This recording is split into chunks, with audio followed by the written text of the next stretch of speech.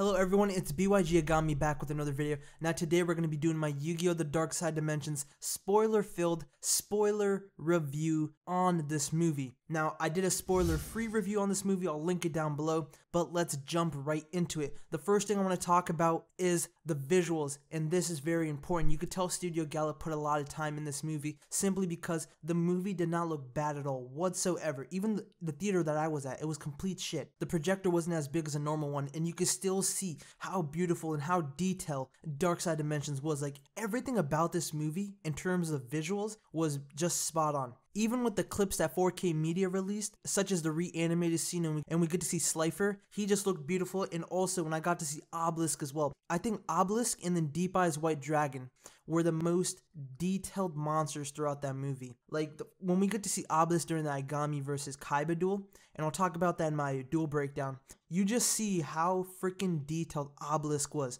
He was CGI, of course, but the fact is that it was just flawless. Like, it really looked flawless. And there's this one shot when Obelisk is getting summoned. You see Kaiba's face, you see Obelisk's face, and it was just so detailed and colorful, and it was really goddamn scary.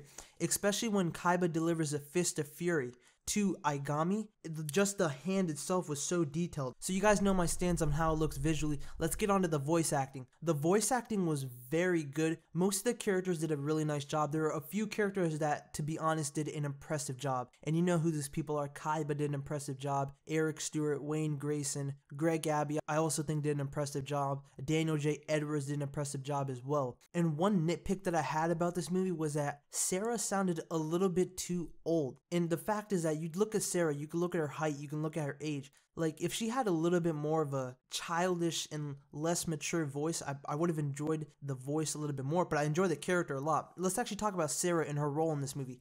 Sarah's role in this movie is that she's trying to help out her brother Aigami. The thing with Aigami is that his character is very confused. He's going in this whole aspect of fear. And Sarah even states it several times throughout the movie that Aigami, what you're doing is wrong. You're going with fear. You're going with your emotions. You're not thinking properly. Out of the trio of her, Aigami, and Manny, she's not confused.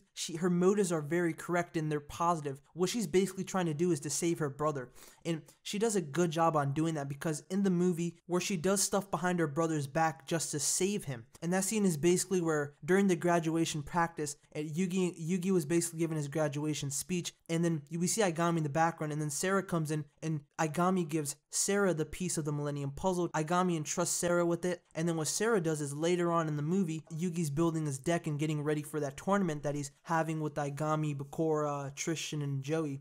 Sarah comes in and gives Yugi that piece of the puzzle, and Aigami doesn't know about that, and then Aigami gets kidnapped, and Mokuba's like, oh, we're 2 steps ahead of you, we already know where the other puzzle piece is, because Aigami had one puzzle piece, and that's in his Quantum Cube or his Millennium Cube. They don't know how to extract it from the Millennium Cube, and Aigami's initial response to them is that, you should be cooperating with me since I know how to get it out of the Millennium Cube. But then Mokuba, as I said before, said that whole, oh, we're 2 steps ahead of you. We already know where the other Millennium puzzle piece is. And they projected a picture of Sarah up, and Aigami was flipped. He's like, oh no.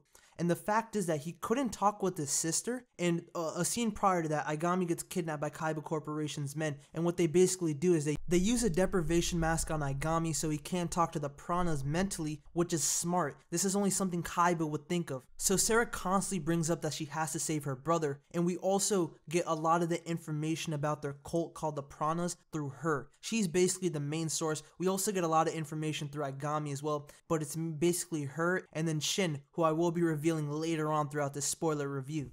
The second person out of the trio is Mani. Now Mani, he has a decent role in this movie. His role isn't as relevant as Sarah or Aigami's is, and he basically gets the short end of the stick out of both of them. Mani's important role throughout this movie is basically getting possessed by the Millennium Ring, because during the Kaiba and Aigami duel, Aigami leaves, of course. He's trying to get the Millennium Puzzle pieces from Mokuba. Mani's still there, and he sees the Millennium Ring and he touches it, and I think it teleports him into a different dimension.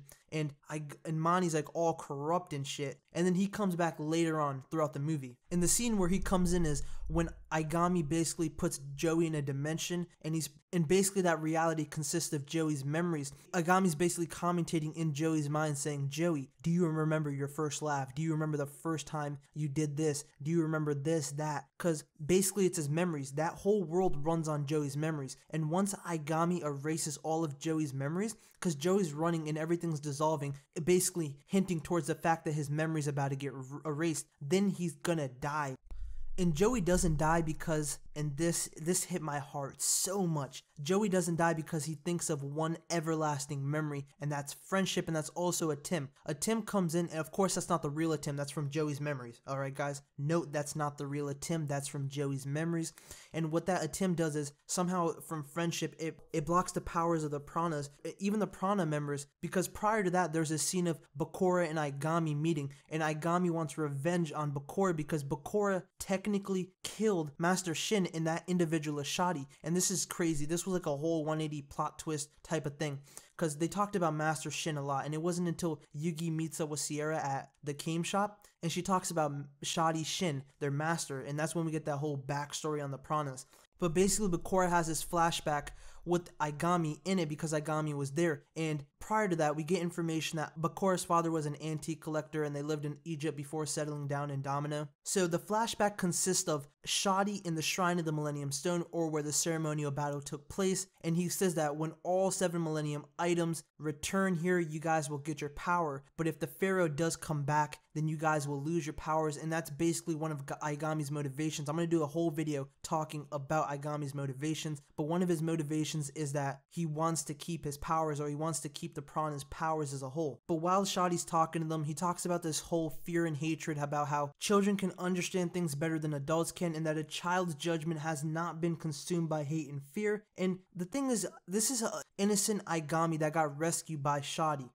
Diva, and that's Aigami's real name. We get that early on in the damn movie during the Kaiba versus Aigami duel. I think even before that possibly. Little Diva's like, when I'm with you, I don't feel hate and fear. And then Shadi's like, the way you're thinking of is wrong because there's gonna be a time when I'm gone. And the fact is that he was gone in 2 minutes right after he said that, which is kinda sad. But this was sort of the spark that set off Aigami's character. And how Shadi dies is that Bakura's father comes in and he looks at the Millennium Ring, or the Shrine of the Millennium Stone, and he sees that there's 2 items in it. I think it was the scale, and I know for a fact it was the Millennium Ring. But basically Bakura's father runs in and he's like, oh, the ancient book was talking about there being like an eye or something like that inside this object. And Shadi's like, children, move back. And basically in the scene, Bakura's father wants the Millennium Ring. Shadi even states that he doesn't know the full powers of the Millennium Ring. Basically, Shadi states to Bakura's father that you can't choose it, it calls to you.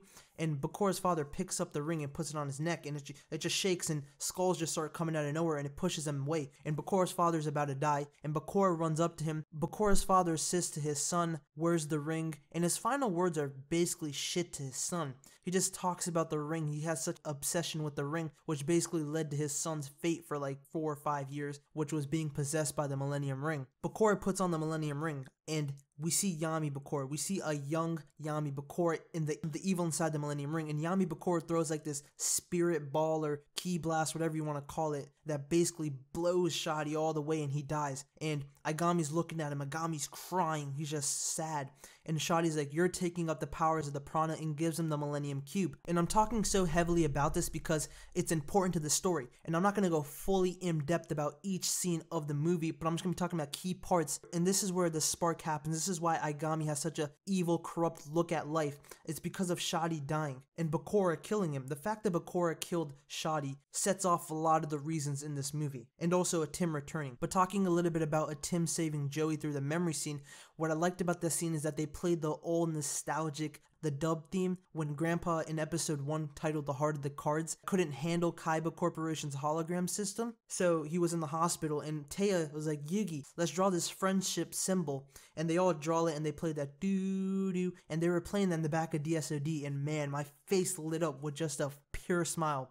Man, like, what they did about this movie, and this is sort of off topic from the plot, but it's good. 4K Media did this. This is what they did. 4K Media did this formula where they kept key points of the Japanese story, did a lot of nostalgic things, and added their own taste. And I liked this rendition that 4K Media gave for Yu-Gi-Oh! The Dark Side Dimensions. So I think I'm going a little bit too much into Aigami's character because there's a lot to talk about. Of course, I'll talk about it in other videos, but let's get on to Yugi's character. Now, Yugi's character basically gets shoved into this movie. It's mostly about Kaiba and Aigami. Yugi sort of enters in because Kaiba wants to revive a Tim, and Aigami doesn't want Kaiba to revive a Tim. So Yugi does a good job in this movie. There are some scenes where we see Yugi looking back and he's kind of sad that a Tim's not there. But at the end of the film, during the Kaiba versus Yugi duel, he says that you have to move on, Kaiba. I did. What I liked about Yugi in this movie is that he was content with the Tim going on, and we get to see him go on as well. Like he thought about a Tim a little bit, but it wasn't as much as I thought it would be every other scene in the movie. Well, it really wasn't. It was mostly Kaiba. I'm going to talk about the Kaiba and the Tim relationship later on in this review. There's this one scene where Yugi and Ko are looking for Bakura, and they all start going their separate ways, and Yugi bumps into Kaiba, and this is after Kaiba, I'm pretty sure, kidnaps Aigami. Yugi sees Kaiba, and Kaiba's like, you're gonna come to the tournament and we're gonna have our duel, and he's like, I know you have the piece of the Millennium Puzzle. Yugi's like, why are you doing this? Kaiba's like, to prove I'm the greatest. Kaiba's main motive throughout this movie is that he wants to defeat a Tim in a duel, while in the subversion it's more than that. One little line that I like that Kaiba said was, Kaiba says to Yugi, Yugi, I know you want to see him as well. And that really is true, but at the same time, it's not true because Yugi sort of moves on. He doesn't want to see a Tim, but we all know for a fact that he wants to see a Tim. One particular scene of Yugi's that I like is before the tournament's about to happen with Kaiba, Yugi, and Aigami. Kaiba and Aigami are gonna duel first, and Yugi is like, no, I want to duel Aigami. And Kaiba's like, this is my tournament, and which is kind of funny because it's true. And Yugi's like, no, I have to fight for something, and that reason is because he took my friend Bakura. And Aigami's like, yeah, go for it. And I'm going to talk about a Tim later on, probably the end of the movie. But one more thing I do want to talk about for Aigami is that the Daniel J. Edwards just does an amazing job. Dan Green does an amazing job. Voice acting's not a problem for this movie at all. They all did an impressive job, and that's not even being biased as a Yu-Gi-Oh fan, especially as a 4K Media fan or 4Kids fan. I'm just not being biased. It's just facts, alright? But the particular thing that I want to talk about for Aigami is that he does a good job in blending in with Yugi. Like, he gives off that persona that he's a weak person, but in reality he's a confident being. Like, he murked the Kutaragi gang. He wasn't playing around, even though he probably could have sent them in a different dimension. He just killed them. That's how freaking badass Aigami is. In Daniel J. Edwards' performance adds on top of the whole Aigami persona. Daniel J. Edwards does an amazing job. At first I was like, I don't know about this voice, but dude, he does, like, when Aigami's sad, he does an impressive job. When Aigami's mad, he does an impressive job. When Aigami tries to blend in and give off that false persona that he's some weak person, he does an amazing job. And I'm sorry I can't go into everything about this movie. It's just because that would take too long, and I want to make this review a little bit watchable. So I'm going to probably do 15 to 10 more minutes talking about a few other things. And another thing that I want to talk about is the duels. The duels look visually pleasing. Sometimes the dueling doesn't make sense, particularly the Kaiba versus Aigami duel, which I will do an explanation video on because I think I know how he summoned it. Another thing is towards the end of the movie when a Tim just comes out of nowhere and summons Mahad and bam, just one-shots Aigami or cubic Aigami. But as I said before, they're visually pleasing. The background of the movies were beautiful. I'm a huge fan of backgrounds. You can tell in the videos when I do my highly edited videos, I use backgrounds, so I pay a lot of attention towards the backgrounds, especially during the Aigami and Amani and Sarah scenes where it's flashback to the younger days and they're in Egypt and they're starving. You can look at the blue colors that contrast with their costumes. It's just like a white, blue, just very vibrant, colorful things, and there's like a lot of glares and stuff. And I just love it. Like, I love those type of backgrounds. The worst thing about this movie is the first act. The first act was kind of for me, but once it came down to the second and third act, I was like, this is a good film. Besides the first act sort of being bad, I wouldn't say there's a lot of other issues that I have with this movie, but I want to talk about the other characters being utilized. Now, Aigami was utilized well. Of course, Aigami and his friends were utilized well. Manny and Sarah, the Piranhas as well. Yugi's friends were sort of utilized. Bakura and Joey were utilized well. Tristan and Taya and Duke Devlin. Duke Devlin was just there, of course, I don't know, probably fan service, to be quite honest. Tristan sort of got the short end of the stick like Duel Monsters, but of course the dub cut out a few scenes, especially the one of Joey, or well, I should say Junochi because it's following the Japanese dub. Junochi and Honda are at the beach, and basically Junochi lost his red eyes, so Honda just knocked some sense into him. But getting back to the dub and saying the more appropriate names for this video, Tristan didn't have a good role, but I like to hear Greg Abbey, And it was a treat hearing Greg Abbey, because I think Greg Abbey's probably my favorite voice actor out of all of them. I'm a huge Greg Abbey fan, so shouts out to Greg Abbey. And Taya was sort of the most lackluster out of all of them. Now, at the ending of the film, she really has this really nice scene. But besides that, she was just there to look pretty. That was basically Taya in the movie. So she really wasn't utilized that well at all. And I wish she sort of was utilized like early Battle City, when she was with the Tim on that quote-unquote date, when she was just sort of aiding a Tim for finding out his memories. But now let's get on to the main thing I want to talk about, and that's Kaiba. Kaiba was so well executed in this movie. Eric Stewart's vocal performance, the tone that he gave off for Kaiba, was very composed and insane at the same time. Constantly reinforced the fact that Kaiba wants to have a duel with a Tim, which I enjoyed. I think they did a better job with Kaiba than the sub version did. Even though I watched the sub version, I've read the spoilers over 100 times basically. I want to compare the subbed version on the Tim versus Kaiba duel, and then compare it to the dub version. Now in the sub version, it was more of a fluent conversation, while in the dubbed, it was, I need to defeat you. These scars are holding me back. That's what Kaiba says. And if I defeat you, maybe it'll lessen. And the fact is that Kaiba defeats a Tim, and one thing that lacked about this movie, and this is I think one of the reasons why I say the first act is kind of bad, is that in the Japanese dub, Kaiba was pissed off that this was a virtual attempt, that this wasn't the real one, and that it was making simple mistakes that a Tim would never make. While in the dub version, Kaiba was content with beating the virtual attempt, but at the same time he wasn't. He was like, this isn't the real attempt, so I'm not 100% content with it. And he doesn't call a Tim by a Tim, he calls him by the Pharaoh, which I like. I like that they called him the Pharaoh, man. It's just badass. It's like a DM, but where they called him the Pharaoh as well. But as I said before, they constantly bring up this whole I want to have a duel with a Tim, and Kaiba went through so many measures just to get this. First of all, he built a space station all the way up in space so he can, I think, hide the Millennium Puzzle from Yugi. Well, actually, no, it wasn't. Actually, thinking about it now, it's more of the ending of the film where he goes into the afterlife to get a good amount of distance to launch off and like go full speed or something like that, down into the afterlife. 4K Media also added that comedic side to Kaiba. Well, most likely in the sub, he probably didn't say that many jokes. And the fact is that this comedic side of Kaiba was actually really well done. I'm not gonna lie, he did say a lot of corny jokes, but they weren't that corny. Some of them were funny. Like one was like, you're dueling me with fruit or something like that. And he's like, how dare you're mocking me? which I thought was funny. This Kaiba rendition was so narcissistic. Kaiba in the dub programmed his system that was solving the Millennium Puzzle to bring up the fact that Kaiba's intelligent. Kaiba kept on saying his name, Seto Kaiba. He was narcissistic about his name, and I think a little bit of that thrived him and made him more motivated to go after a Tim. But the fact is that the main motivation for each of these characters relied on one individual, and that was a Tim. A Tim was basically the balance board for Kaiba's motivation, Yugi's motivation, and Aigami's motivation. So I like that. And also, as I was talking about before, Kaiba being composed. When the whole world was basically about to fall under Aigami's cubic form, he wasn't scared as all the other people were. And Kaiba was basically like, I'm not going to go down without a fight. Aigami, you're not going to touch our dimension. What I like is that Kaiba sacrificed himself like he did in the Doma arc or the darts duel, which is very similar to DM. And he basically falls down. And Kaiba says to Yugi, call him. He basically gives a puzzle to Yugi. And prior to that, while Yugi and Kaiba were dueling, Yugi goes in the middle of the duel, basically stops dueling, goes in the middle of the duel arena and solves the puzzle, and nothing came. And this is where Kaiba's insanity shows even more, is the fact that Yugi presented evidence that a Tim's not going to return, and Kaiba was so delusional and so confused and so insane that he just sort of didn't care about that and was like, you lie. And that was also a callback to the Battle City duel that Kaiba had with a Tim. They also did another callback, and Kaiba says that didn't the Pharaoh always say playtime is over? And I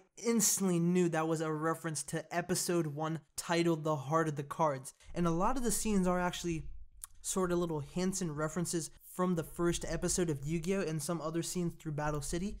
And it just hits me because episode 1, Heart of the Cards, is actually my favorite episode in all of Yu-Gi-Oh! Just because of the whole Exodia summon. And I don't know, like, I like that voice that Dan Green gave off of a Tim. But after it's all said and done and Aigami's defeated, Kaiba basically says to Yugi that I told you he would return, and he says this one line, and I wrote this down. You have your bond with him and I have my bond with him. Man, I don't know. Maybe he's content with the Tim coming back to the real world, or is he? And I'll talk about that later on in the video. But before I do that, I want to say that the Pranas lose their power because Atim came back to the present world and defeated cubic Aigami. Which is a good thing because at the end of the movie they're happy. Manny goes his separate ways and Aigami and Sarah are together. So it's good. It really doesn't affect their characters at all. And towards the ending of the movie, and I think it follows majority of the Japanese script. I don't know about the whole card sales thing, but Kaiba's in his Kaiba Corporation space station and he has the Millennium Cube next to him, or Aigami's Quantum Cube, whatever you want to call it. And Mokuba's like, oh, the sales came in for the new duel disc. They're doing really well. And Kaiba's like, I need to concentrate. And he has his suit on. The suit basically helps him out with his whole journey to the afterlife. And Kaiba basically says that Mokuba, you have to take over. And Mokuba says, Kaiba, the prototype hasn't been fully tested. But he goes into the afterlife, and as he said, Mokuba, you're taking over. There's this huge fan theory going around if Kaiba died in the ending, and that got debunked because Kazuki Takahashi on Instagram posted a picture 4 years into the future after this movie that Yugi made his game, and basically in the beginning of the movie, he says that he wants to work on games, and we get also that Trishan's going to work for his father's factory, Teia's going to go to New York, and I don't know what Joey's was he wanted to become a pro duelist, so they all become what they want most likely. But the fact is, while Kaiba was going down in the afterlife, we see him walk, and when I saw this scene, bro, I couldn't handle it. It was just so well done, drawn. We see Kaiba walking off like a badass all the way into Atim's palace, and Atim's looking there. Kaiba sets up his duel disc, and Atim sort of has a glare on his face, and he just stands up and bam, cuts off right there. That's hands down the greatest ending, because what that ending does is some people are going to like it, some people are going to get pissed off, and some people want to see what happens. The fact is that, guys, that's what it's meant for. It's meant to have that ambiguous tone to it. Like Yu-Gi-Oh! Is known for doing that. 5D's ending's ambiguous. GX's ending's ambiguous. Duel Monsters ending isn't ambiguous, but it sort of has that ambiguous aspect to it. So basically, at the end of the day, Kaiba got what he wanted. Yugi, I don't know if Yugi got what he wanted, to be quite honest. Yeah, Yugi did get what he wanted because he saved Bakura, so that's sort of fair. Aigami didn't get what he wanted, but he was pure. Even though it didn't look like it was going in Kaiba's way, he still got what he wanted, and that was that duel for Atim. Now, in the Japanese version, it's that Kaiba wants to see Atim. Kaiba needs a rival forever and ever. That's what thrives him. It's basically like an everlasting rivalry between them. And so him going to the afterlife is ideal for Kaiba. That's what he wants, right? And what I dislike is that he's really arrogant. And I'm going to talk a little bit about this. I'm going to talk a little bit of shit about Kaiba. All due respect to Kaiba, is that, bro, like, you know that your brother cares for you. You know you have this billion-dollar company. Now, Mokuba's set for life. Mokuba can literally throw away $1 million every day. He's set for life. He's making money, basically. So that's not an issue. But the fact is that Mokuba lost his brother. Well, he didn't lose his brother because the whole Kazuki Takahashi image. But Mokuba's mindset's probably thinking about like, oh, what if my brother doesn't return? Because right before Kaiba goes off, he also says, Seto, please make sure you return, or something like that. So it just sucks on that portion, but it looks like Kaiba got what he wanted, and I think Kaiba fans are happy about that. But I also want to talk about Atim in this movie. Now, Atim, he doesn't have as much screen time as I thought he would. Some people told me 25 minutes, but I'm like, that's freaking bullshit. At max 10 to 13 minutes, somewhere around there. The duel was the longest thing that we had of Atim. That was clearly shoved in there for fan service, I would say. I'm going to talk a little bit of shit about how Aigami's defeated. Is that Atim wasn't really needed in there. I feel like KT or Kazuki Takahashi just put him in there because there really is no literal sense on how Atim makes it in there. Because when you look at the scene, Yugi and Atim are one. When he draws the Mahad card, they're one. So basically, Atim's inside Yugi, as Yugi stole the vessel of the Pharaoh. And they go by that name in the dub once. But yeah, they basically shoved Atim in there. It really wasn't necessary, but I enjoyed it because I'm a Atim fan. My nitpick is that, like, alright, prior to that, Yugi shows to Kaiba that Atim's not there. 13 minutes later, he comes out of nowhere. It just doesn't make sense, and maybe when the sub version does come out, we'll get an answer to it. But I don't know, after watching the movie 3 times, I still didn't understand how he was able to come there. It just looked like he was shoved in there. But besides that, Atim wasn't really shown in the movie, and that's a good thing. That's a good thing. Even though I'm a huge Atim fan, the fact that he wasn't showed in the movie as much as I thought he was nice. 2 of the scenes I think were flashbacks. One was just a dream, and the 2 other things were legit Atim's, and that was Atim towards the ending of the film and Atim towards the early ending of the film when he came in and saved everyone. But sorry to make this review long, I'm going to wrap it up right now. I just want to say that this movie's overall good. I'm probably going to give this an 8.5 out of 10, possibly a 9.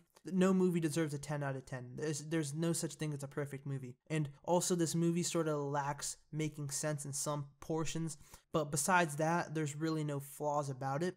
And also the first act of the movie, which I disliked, but that's basically all of it. Please be sure to subscribe for more Yu-Gi-Oh content, and I'm going to be dropping a video very soon talking about how I think Kaiba was able to summon Obelisk, so stay tuned for that. Thank you, and have a great day. And also check out our Facebook fan page and Twitter fan page regarding the 6th Yu-Gi-Oh anime series, which will be in the comment section.